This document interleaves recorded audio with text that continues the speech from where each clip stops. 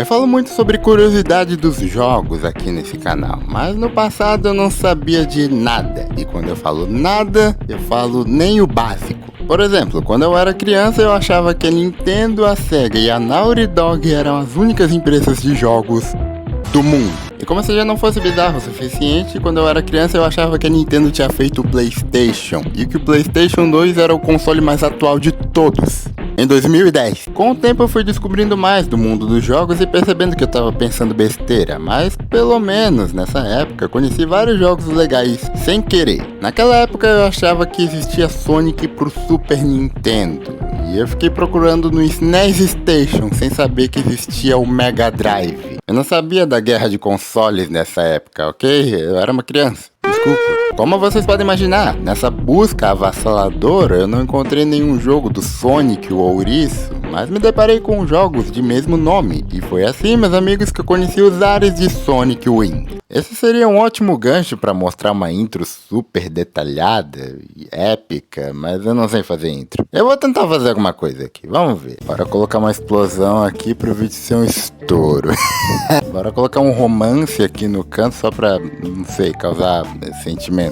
Colocar o primeiro personagem Ed de anime que achei no Google e acho que depois é só colocar uma música épica aí no meio do canal que já tá feito.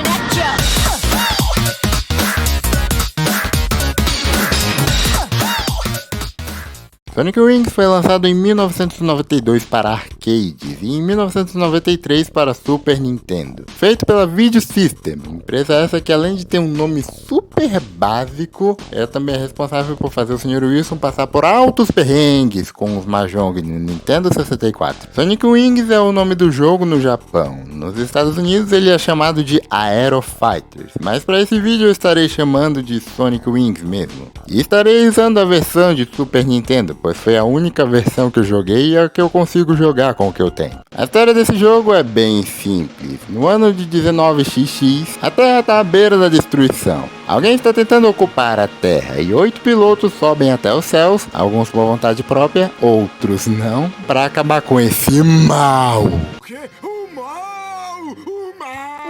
Essa história é encontrada no manual japonês, mas não acho que ela tenha tanta importância e mais pra frente eu explico o porquê. Bom, chega de enrolação, vamos logo para o jogo. Mas antes eu recomendo vocês virem aqui e aumentar esses dois números o máximo que der. No caso, o máximo são 9 e 5. Esses são os continues e as vidas. E aqui alerta de spoiler, esse jogo é difícil pacas. Iniciando o jogo nós podemos escolher entre 4 personagens. Então vamos começar por ele, Steve Rogers da Shopee. Os controles são simples, por padrão o botão Y atira e o B lança um especial, ou como o jogo chama, bombas. Eu falo por padrão porque dá pra mudar os botões nas configurações, que foi o meu caso, eu mudei o botão das bombas porque eu ficava apertando ele sem querer e usava bomba à toa. E não nos deixeis cair em tentação, mas livrai-nos.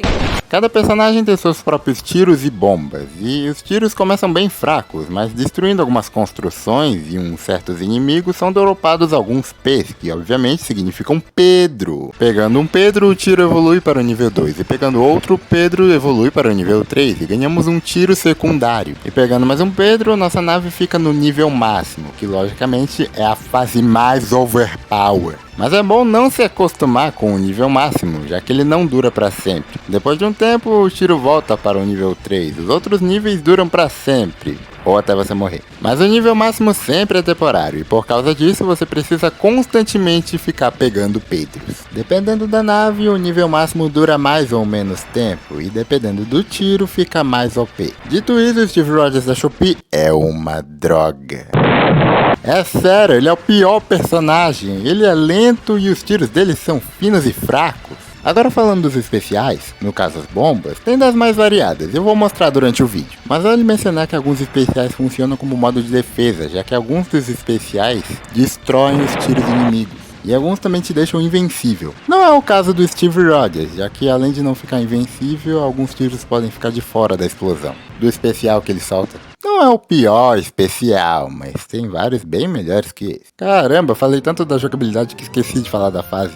É uma cidade bem normal, só acho estranho como alguns helicópteros parecem estar saindo de dentro dos prédios. E acho estranho como a gente consegue destruir carros e prédios aqui. A gente não deveria estar salvando o mundo? Isso pode parecer estranho, mas isso na verdade é uma estratégia. Afinal, não tem como o inimigo destruir o mundo se nós destruirmos ele primeiro. É bem triste lembrar que a gente realmente está fazendo isso. Apesar de que eles estão na vantagem, olha só, eles têm até Kamehameha. E uma nave que me lembra grades por alguma razão. Aqui vai uma dica, não fique no meio da tela nessa parte, porque ele ataca de surpresa. Esse chefe é fácil, até porque é o primeiro. Mas eu recomendo não ficar muito nos cantos, porque ele ataca com as lâminas dele. Ele até tem uma segunda forma, mas não é lá essas coisas. Dura menos que a primeira e é bem mais tranquilo de desviar. É só se manter afastado. Assim concluindo nossa primeira missão, depois de ter morrido 4 vezes na primeira fase. Obrigado, Steve Rogers da Shopee.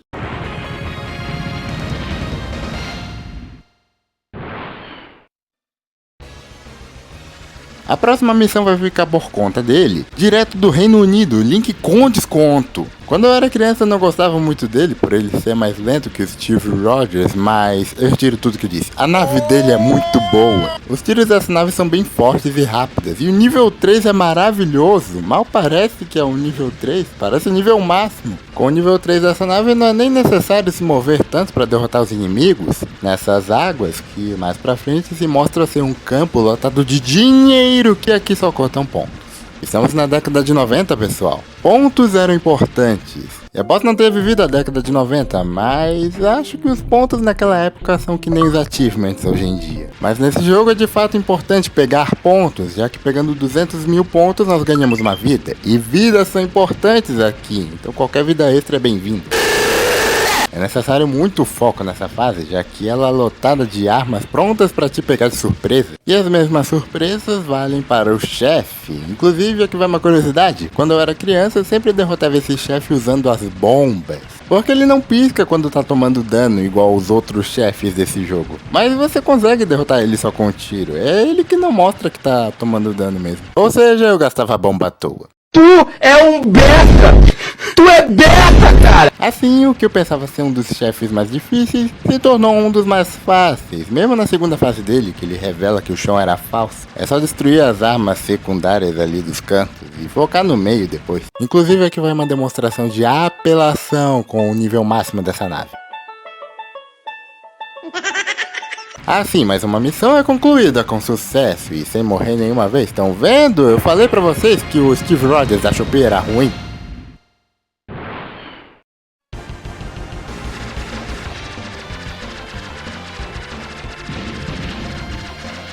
E a próxima missão vai ficar por conta dele, Kane TV. Ele me lembra um pouco o Kane TV. Se bem que ele também lembra o Fred Mercury, direto da Suécia. E falando em Suécia, a fase anterior se passava na Suécia e eu esqueci de mostrar a música daquela fase que é meu bolo.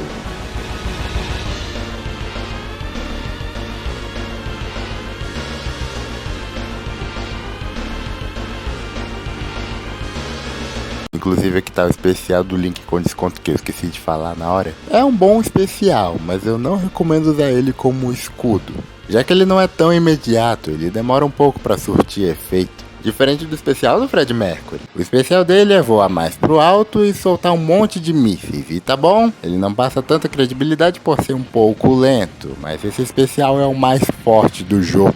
O dano que esse especial dá é um absurdo. Fora que ele te deixa invencível por um tempinho, e isso é muito bom, já que ele não destrói os tiros inimigos, assim dando tempo pra você fugir sem problema. Sabendo como funciona a nave do Kane TV, podemos continuar nessa fase bonitaça, que logo é substituída pelo mar. Aviões e helicópteros mais fortes e resistentes aparecem tentando fazer o Fred Mercury cair, mas é inútil, já que essa nave tem tiros mó largos, assim dando pra passar com mais facilidade por esses mares, onde encontramos barcos que são bem fracos, na verdade. Eu esperava mais da defesa marinha desses caras. Oi, meu chapa. Ok, esquece que eu falei. Felizmente esse chefe não é tão difícil, mas eu estaria mentindo se eu dissesse que esse cara não dá um pequeno friozinho na espinha às vezes.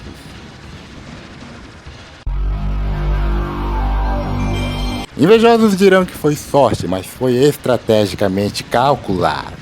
Afinal, eu estava com uma calculadora do meu lado. Olha só a piada. Entenderam, galera? Estrategicamente calculada. Esquece. Vamos para a próxima missão.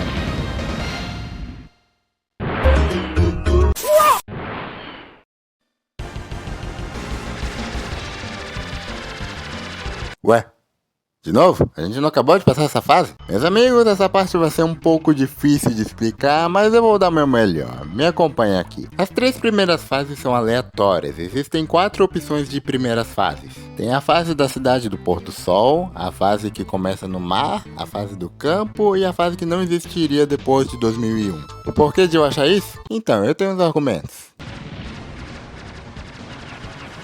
Argumentos bem específicos.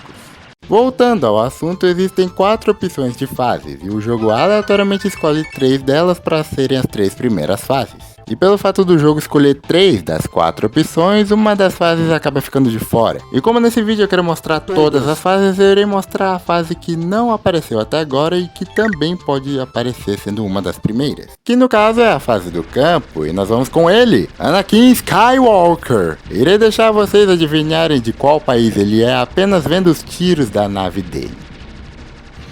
Exatamente, meus amigos, ele é da Argentina! Por favor, ele tá tirando shuriken. Desculpa, me exaltei. Mas brincadeiras à parte, esse pra mim é o melhor personagem do jogo. Os tiros dele são rápidos e a nave dele se movimenta bem rápido também. Ele é um pouco mais fraco que os outros, mas os tiros rápidos compensam demais, fora que ele tem mísseis teleguiados no nível 3. Poxa vida, com uma nave dessas os inimigos não são nada. Nem mesmo as construções tentando nos atacar é uma ameaça tão grande. Inclusive, seja lá quem tá querendo dominar o mundo, o cara tá indo além, tá até roubando construções históricas. Na real, isso me faz lembrar de certos traumas.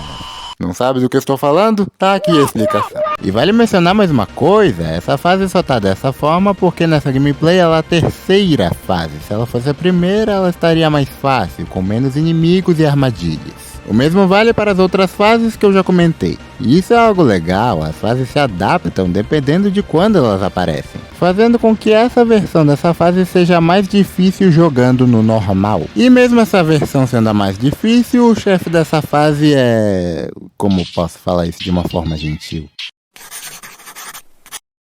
Ah, não tem como? Ok, ele é uma piada. É literalmente você fica parado num canto atirando. Até tem uns momentos em que a gente precisa desviar, mas nem é lá tanto movimento. Com essa nave esse chefe é tão fácil que parece que ele tá fugindo da gente. Não dá pra fazer isso com naves com tiros largos, já que elas acertam outras partes do chefe fazendo ele se movimentar. Mas com essa aqui tá de boaça. Uma nota da edição. Eu tentei gravar uma gameplay mostrando o que eu acabei de falar na prática, mas justo quando eu tô gravando ele não faz. Obrigado, jogo. Assim concluímos a última fase que pode vir aleatoriamente sendo uma das 3 primeiras. Nem deu tempo de mostrar o especial do Anakin, é um Kamehameha.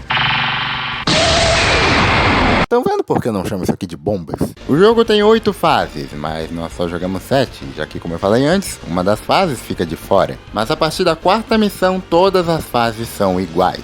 Mas quem vai nessa missão agora? Não tem mais ninguém na seleção de personagens, já foram todos os pilotos disponíveis para o Player 1.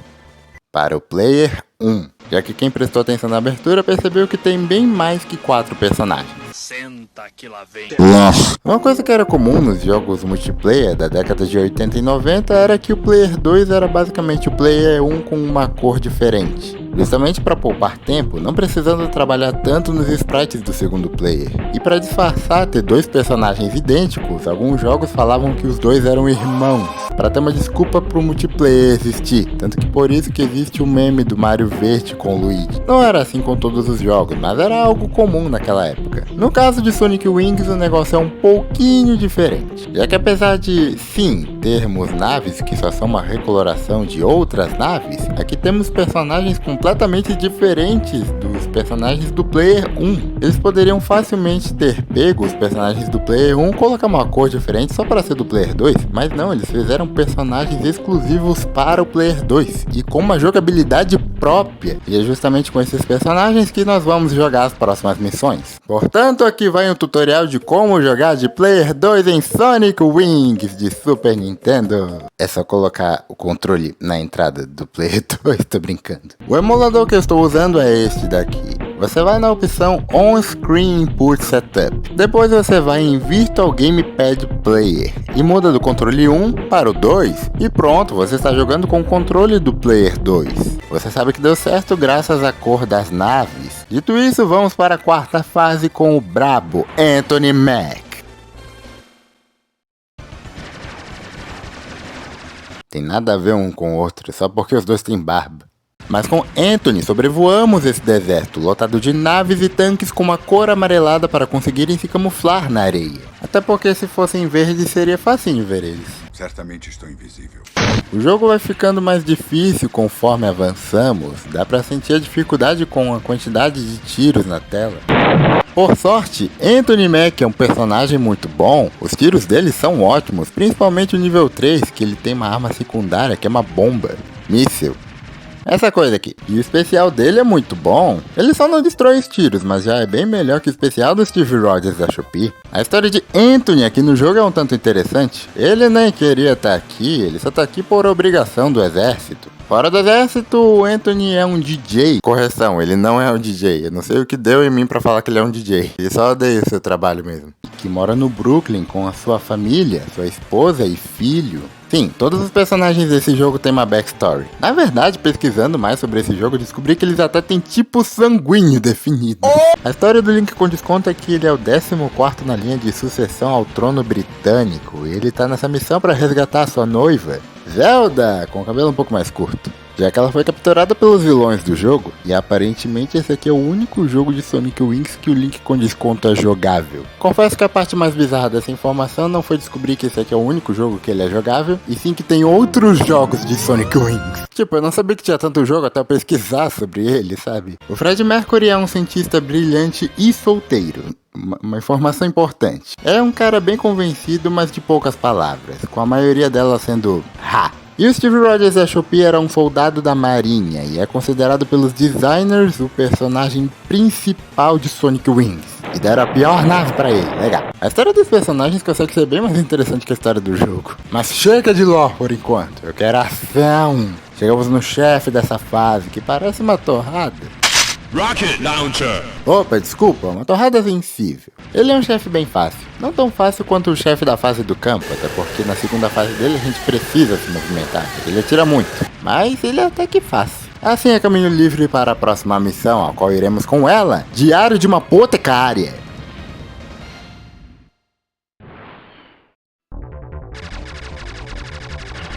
Ok, talvez eu esteja indo longe demais com as referências. Dessa vez é só porque as duas têm o mesmo nome, que é Mao Mao.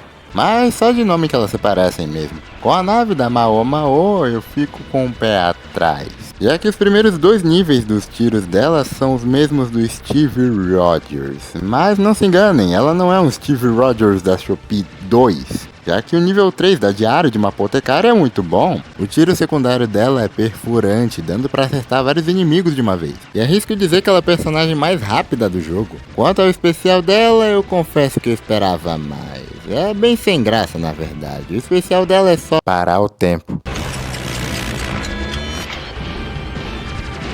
Parar o tempo. E isso destrói os tiros e dá dano nos inimigos. Isso é maravilhoso. Tem Kamehameha e poder de parar o tempo, e ambos especiais são do povo do Japão. Obrigado, jogo. Um poder que nos dá tempo para pensar, e isso é muito bom, já que, meus amigos, sejam bem-vindos à fase mais difícil do jogo. Ou a segunda mais difícil. Dá pra dizer que essa é a fase aquática do jogo, já que ela se passa inteiramente no mar. E falando como um cara que gosta de fases aquáticas, eu posso afirmar que essa fase é muito irritante. É um monte de tiro vindo de nave, de barco, de tanque na água. Eu nem sabia que tanque podia agir na água, da mesma forma que eu também não sabia que existia silenciador para tanque. Sim, existe silenciador para tanque e ele é maior que o próprio tanque.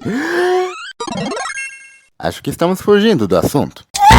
Aqui vai mais dica nessa parte, inclusive. Quando você vê os tiros da nave inimiga, desvie para baixo. Se você estiver no meio da tela e se você estiver lá pra baixo da tela, você desvia para cima. Já que é muita coisa acontecendo, e como já não bastasse, o jogo ainda inventa de colocar armadilhas. Olha só as naves vindo de lado e não de frente pra nave da Diário de uma Apotecária. E o chefe dessa fase é tão difícil quanto a fase em si, já que ele tem 3 fases, com a segunda sendo a mais traiçoeira. Esse chefe é muito chato, game over. Droga. Ah, e uma coisa que vale a pena comentar. Caso você use continue em uma das 3 primeiras fases, você vai voltar de onde você morreu. Como um jogo de arcade. Mas a partir da fase 4, caso você use continue, você volta do início da fase. E dá pra ver quantos continues você usou. Ali nos 2 últimos números da pontuação, representam quantos continues você usou durante a jogatina. E vocês podem ver que tava bem complicado. Esse chefe é bem irritante, mas o que não é irritante é ouvir o baixista inspiradaço nessa música.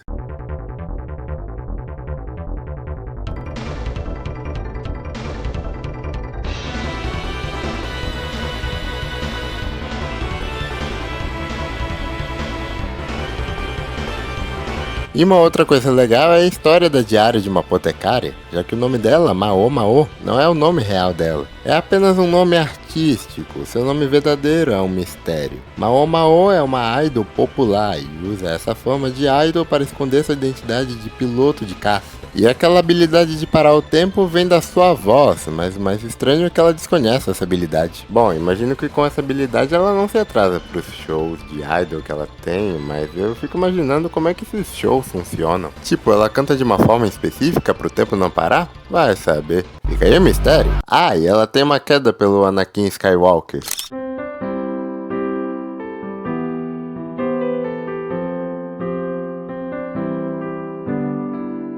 Fofo.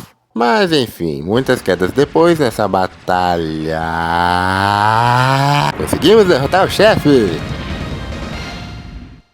Times do I have to tell you that is not your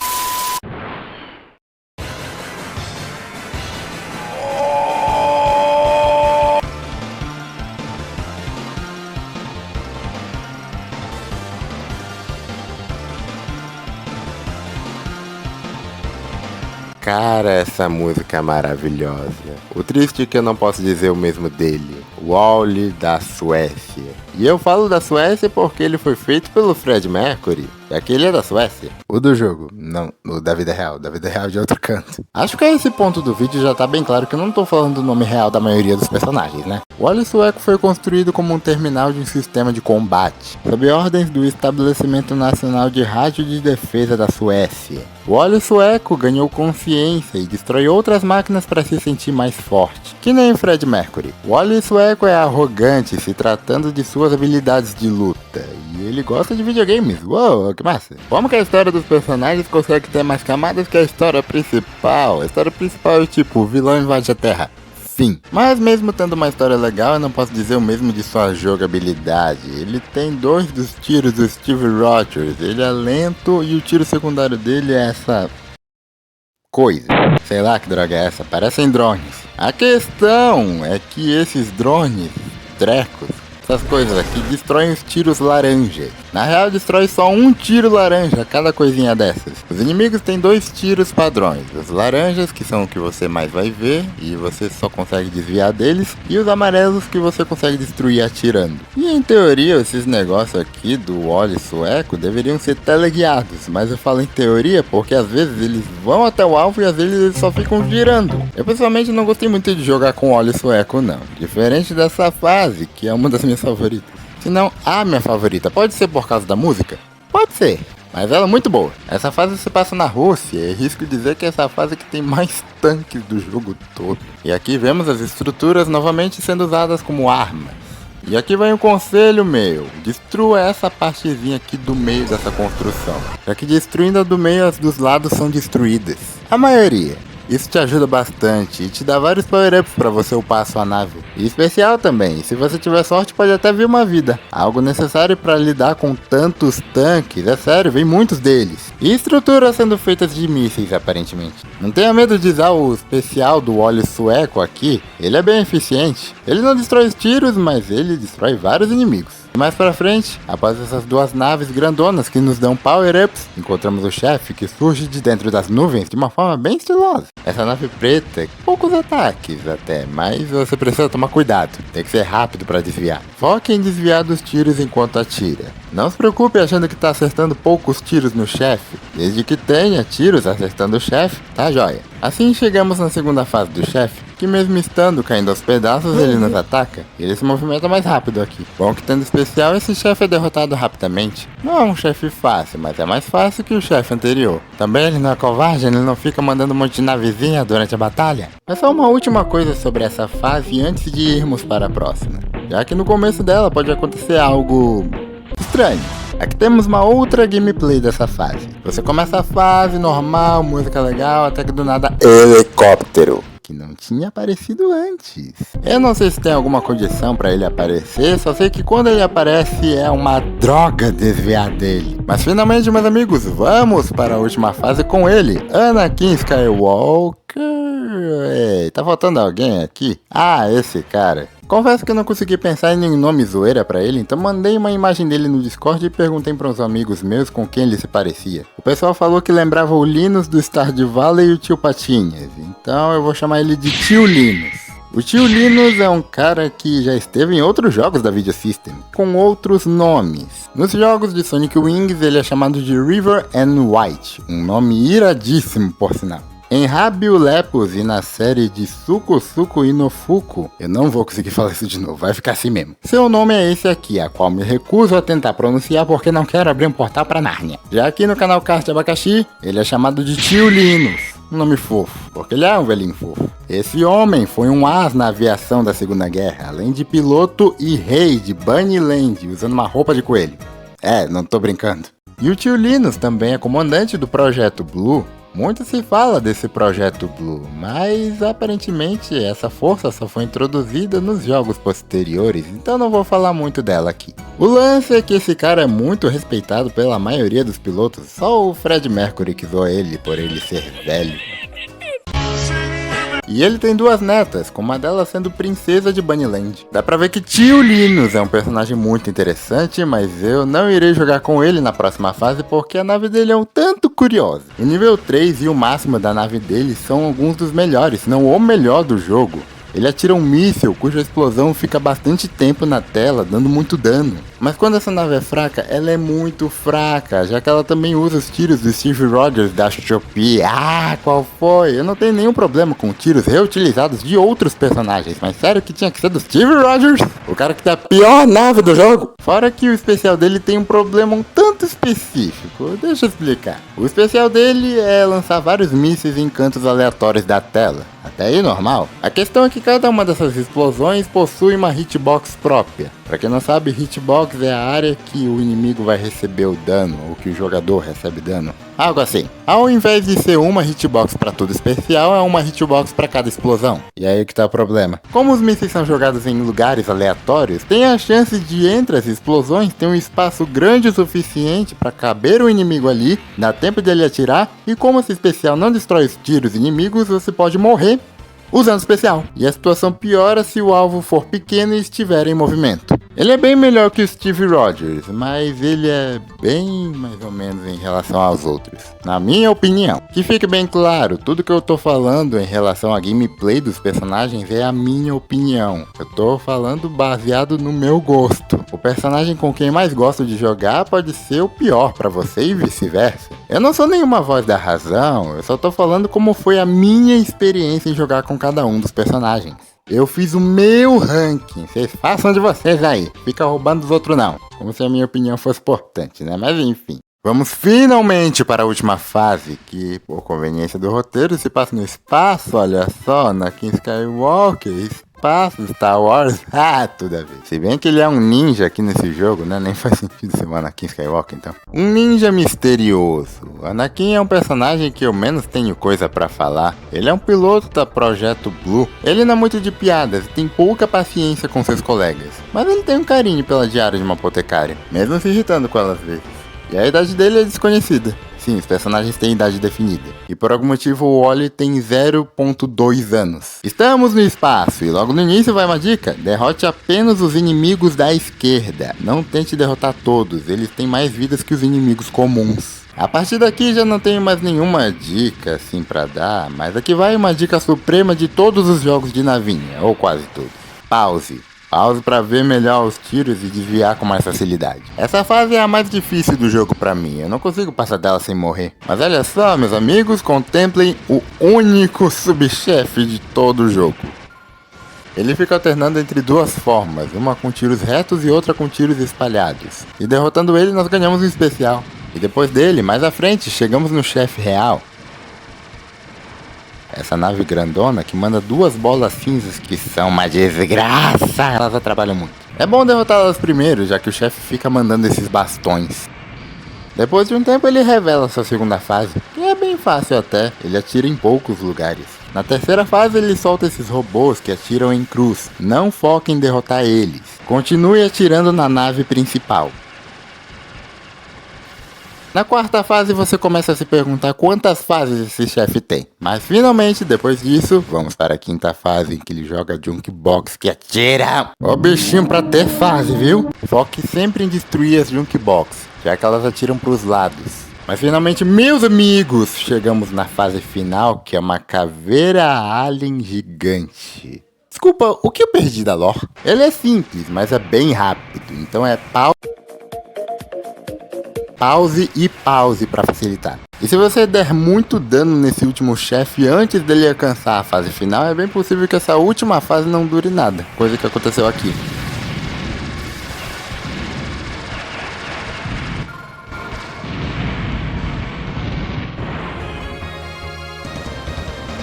Mas podemos enfrentar um outro chefe nessa parte. Não sei se tem alguma condição para ele aparecer ou se é aleatório. Mas começa com a mesma nave do chefe da caveira, com a diferença que isso acontece.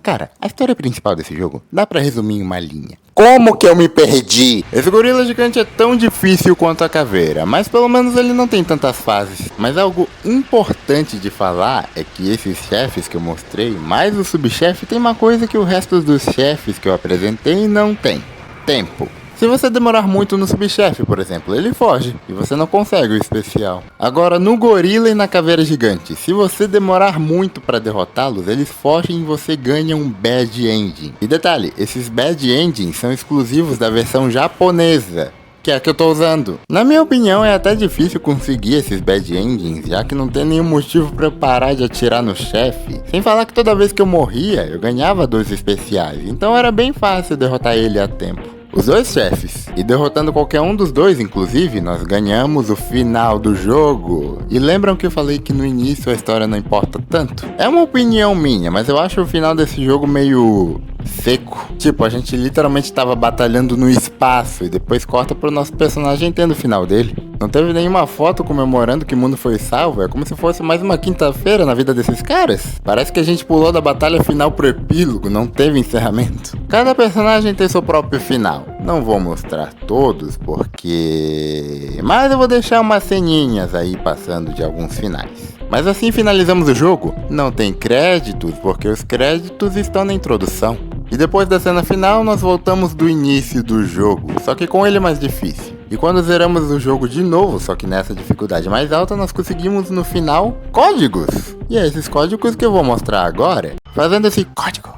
A referência que tá aparecendo na tela. O número máximo de continues agora vai ser 18. Um número específico, mas um número alto. Ideal para caso você queira fazer esse outro código que vai estar aparecendo na tela. Ele libera o modo mais difícil do jogo. Quão difícil ele é, eu não vou falar nada. Só olhe. Mas agora os códigos que eu mais gosto. Fazendo esse código que está aparecendo na tela, você libera o modo Endurance, que é basicamente um boss rush. Não boss rush, né? Porque a gente só enfrenta 5 chefes. Mas o objetivo aqui é basicamente derrotar eles o mais rápido possível. E por fim, um dos códigos mais legais, esse daqui, que libera um personagem secreto. Na verdade 2, que é o Rabilepus. personagens de outro jogo da Video System. Fazendo esse código no controle do Player 1, você vai jogar com Rábio, e no Player 2 você joga com Lepus. Os dois têm a mesma jogabilidade, o que muda é a coloração. Como eu falei, era uma coisa comum naquela época. E a jogabilidade com eles é legal. E o especial deles é um stand de Jojo. E um detalhe legal é que os dinheiros que a gente pega para pontos muda conforme o país do seu personagem. E aqui com o Rábio e o Lepus são cenouras, já que eles são coelhos. Códigos que adicionam coisas bem legais para esse jogo que por si só já é bem completo. É um jogo bem legal, é divertido, bonito e com músicas bacanas. Ele é um jogo bem simples, mas simples não é sinônimo de fácil. Já vimos isso aqui no canal. Não vou chegar aqui e falar que é o jogo mais difícil do mundo, até porque ele não é. Mas é um jogo que exige bastante reflexo e pensamento rápido do jogador. Apesar de ser muito difícil, ele não é injusto. Você sente que consegue passar disso daqui se você se esforçar. É um jogo bem legal, que me surpreendeu, porque eu não sabia que tinha tanta informação dos personagens. Ainda mais nos jogos futuros. Mas meus amigos, esse foi Sonic Wings para o Super Nintendo. E olha só, estou de volta! Não vou mentir que aquele bunker até que era confortável, mas estou feliz de voltar ao cenário clássico do canal. O shopping vazio, no meio do nada. Ainda está em reforma, mas já dá pra gravar em alguns cantinhos por aqui. Mas bem, obrigado por ter assistido o vídeo até aqui. Se você gostou, eu fico muito feliz. Por favor, deixa o like, porque ajuda demais. E se inscreva no canal para mais vídeos aleatórios como esse. E antes de finalizar, eu só queria agradecer a todo mundo que comentou no vídeo de Mario Kart. Foi a primeira vez que eu recebi tantos comentários e eu pude responder todos eles com muito prazer. Muito obrigado de verdade. Eu vou ficando por aqui. Até mais e fui!